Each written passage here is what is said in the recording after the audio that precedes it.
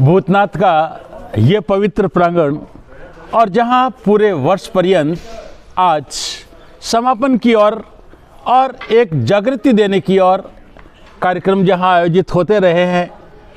हमारे समाज से जुड़े हुए हर वो व्यक्ति जिन्होंने शहीदों ही नहीं बल्कि देश के हर उस व्यक्ति के लिए जिन्होंने देश में अपना योगदान दिया है, उनके लिए यहाँ श्रद्धांजलि देने का जो कार्यक्रम प्रत्येक रविवार को चलता है। और आज मुझे जब अवसर दिया गया तो मैं अपने आप को भाग्यशाली समझता हूँ कि इस तरीके के कार्यक्रमों के अंदर मुझे आने और अपनी बात को रखने का अवसर मिला।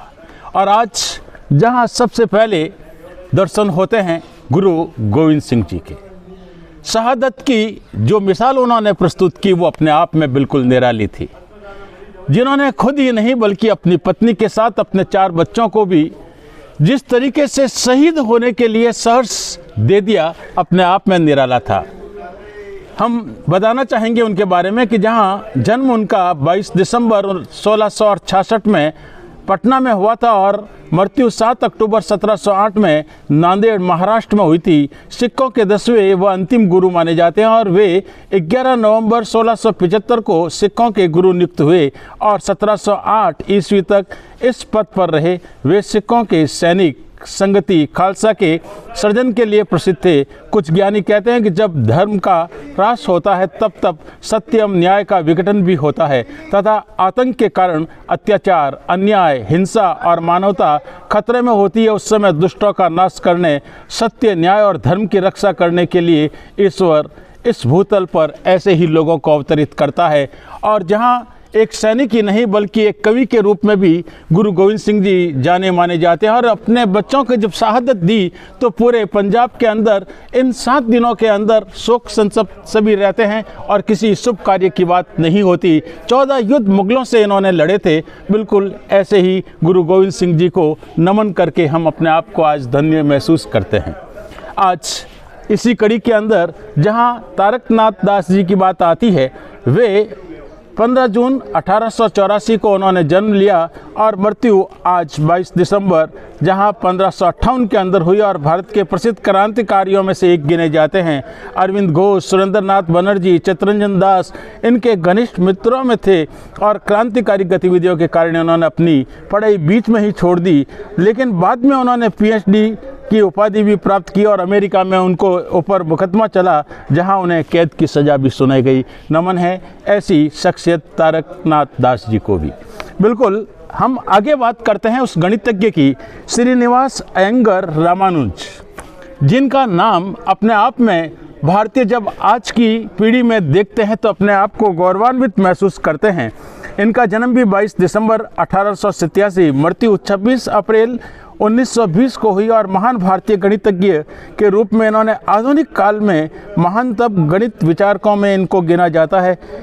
इन्हें गणित में कोई विशेष प्रशिक्षण नहीं मिला, फिर भी इन्होंने विश्लेषण और संख्या के सिद्धांत के क्षेत्र में गहन योगदान दिया।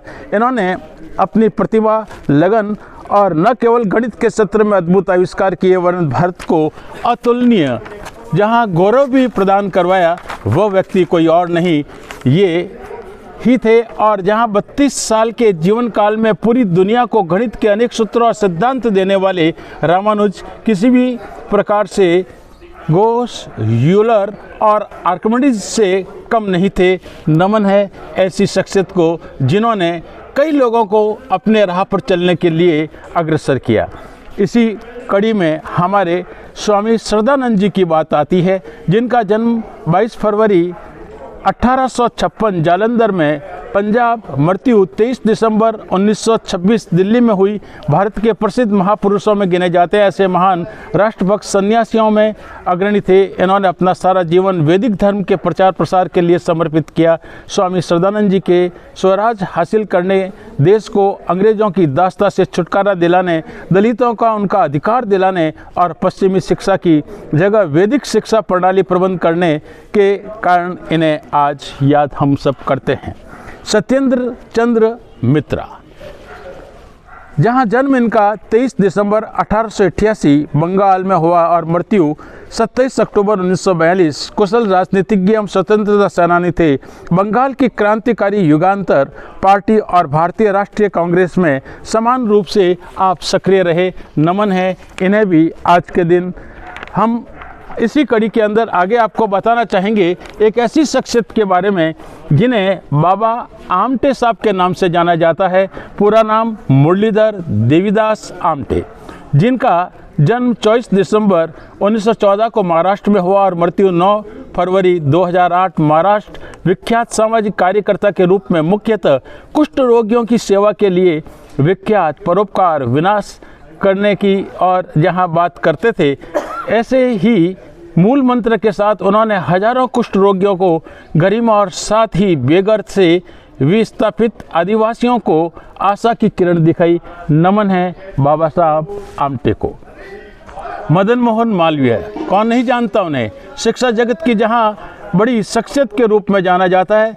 जन्म जहां 25 दिसंबर 1861 और मृत्यु 12 नवंबर 1946 को हुई। महान स्वतंत्रता सेनानी, राजनीतिज्ञ और शिक्षाविद ही नहीं बल्कि एक बड़े समाज सुधारक भी थे। इतिहासकार वीसी साहू के अनुसार हिंदू राष्ट्रवाद के समर्थक मदन मोहन मालवीय देश से जातिगत बेड़ियों को तोड़ना चाहते थे। उन्होंने दलितों के मंदिर में प्रवेश निषेध की बुराई के खिलाफ देश भर में आंदोलन चलाया और 24 दिसंबर 2014 को भारत के राष्ट्रपति प्रणब मुखर्जी ने पंडित मदन मोहन मालवीय को मरणोपरांत देश के सबसे बड़े नागरिक सम्मान भारत रत्न से नवाजा। नमन है पंडित मदन मोहन जी मालवीय साहब को। और इसी कड़ी के अंदर देश की एक ऐसी ही महान शख्सियत जिन्हें आज हर कोई जानता है, जिनके पदचिन्हों पर चलने की बात करता है, और वो है अटल बिहारी वाजपेयी। जन्म जहां 25 दिसंबर 1924 ग्वालियर में हुआ और मृत्यु 16 अगस्त 2018 नई दिल्ली में। इनका नाम भारत के सर्वाधिक लोकप्रिय प्रधानमंत्रियों में लिया जाता है। नरसिम्हा राव के बाद 1996 में अटल बिहारी वाजपेयी मात्र 13 दिन के लिए प्रधानमंत्री बने। इनके बाद 1998 में हुए चुनाव के माध्यम से वह दोबारा प्रधानमंत्री बने। इस कारण 1996 और 98 के मध्य बने दो प्रधानमंत्रियों HD देवगौड़ा तथा इंद्र कुमार गुजराल को आगे स्थान दिया गया। तत्पश्चात अटल बिहारी वाजपेयी अक्टूबर 1999 में पुनः प्रधानमंत्री बने और यह कार्यकाल उन्होंने अत्यंत सफलतापूर्वक पूर्ण किया और अप्रैल 1999 से अक्टूबर 1999 तक का कार्यवाहक जो प्रधानमंत्री का पद था वो भी इन्होंने संभाला। हम उनके आदर्शों पर चलने के लिए भी आज उनको नमन करते हैं। एक ऐसी ही शख्सियत जिन्हें उधम सिंह के नाम से जाना जाता है। नाम जब उनका आता है तो अपने आप जोश भर आता है, ठीक वैसे ही जैसे भगत सिंह जी के नाम को सुनकर के, सुभाष चंद्र बोस के नाम को सुनकर के जोश भर आता है। जिनका जन्म 26 दिसंबर 1899 सुनाम गांव पंजाब, शहादत 31 जुलाई 1940, पेंटमिले जेल ब्रिटेन के अंदर भारत की आज़ादी की लड़ाई में अहम योगदान करने वाले पंजाब के महान क्रांतिकारी थे।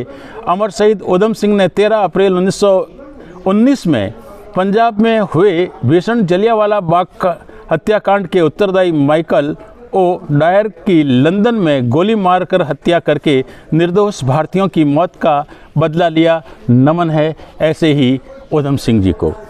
अब बात आती है उस शख्सियत की जिसने देश की आज़ादी के लिए तो नहीं बल्कि आज़ादी के लिए लड़ने वाले उन लोगों के लिए देश को प्रगति के पथ पर ले जाने के लिए निरंतर कार्य किया।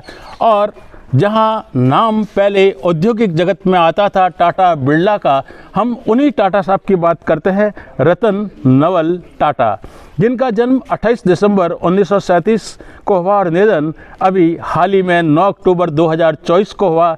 टाटा समूह के पूर्व अध्यक्ष जो भारत की सबसे बड़ी व्यापारिक समूह है, जिनकी स्थापना जमशेदजी टाटा ने की थी और उनके परिवार की पीढ़ियों ने इसका विस्तार किया, इसे दृढ़ बनाया। रतन टाटा एक ऐसी शख्सियत है जिसने ये सिद्ध कर दिया कि अगर आप में प्रतिभा है तो आप देश में रहकर भी ऐसे शिखर पर पहुंच सकते हैं जहां हर भारतीय आज अपने आप पर नाज करने लगता है, चाहे वह ऑटोमोबाइल की दुनिया हो, चाहे स्टील जगत की दुनिया हो, हर उस क्षेत्र को आगे लाने का काम किया। बिल्कुल औद्योगिक जगत की ही एक ऐसी और शख्सियत जहां पहले टाटा और बिरला की बात होती थी, अब अंबानी और अडानी की बात भी होती है और यहाँ हम बात करेंगे धीरज लाल हीराचंद अंबानी। तो अंबानी की जहाँ बात आती है तो 28 दिसंबर 1932 जूनागढ़ जिले सौराष्ट्र में इनका जन्म हुआ। मृत्यु 6 जुलाई 2002 मुंबई में हुई। भारत के प्रसिद्ध उद्योगपति थे जिन्होंने रिलायंस इंडस्ट्री की स्थापना की, जिन्होंने मात्र 10वीं तक की शिक्षा ग्रहण की थी, पर अपने दृढ़ संकल्प के बूते उन्होंने स्वयं का विशाल व्यापारिक और औद्योगिक साम्राज्य स्थापित किया। सिर्फ 3 दशकों में ही उन्होंने अपने छोटे से कारोबार को एक विशाल औद्योगिक कंपनी के रूप में बना दिया, जिन्हें अब उनके पुत्र जहां अनिल अंबानी और मुकेश अंबानी आगे बढ़ा रहे हैं। नमन है ऐसे सभी लोगों को जो देश के लिए किसी न किसी तरीके से अपने आप को न्यौछावर करके देश को आगे लाने की बात करते हैं। बिल्कुल हमारी सभी से यही गुजारिश रहेगी कि देश के हर क्षेत्र में अगर इस तरह के कार्यक्रम आयोजित किए जाए तो निश्चित रूप से एक नए भारत का निर्माण हो पाएगा। भारत माता की जय, भारत माता की जय हो, भारत माता की जय हो। वंदे मातरम।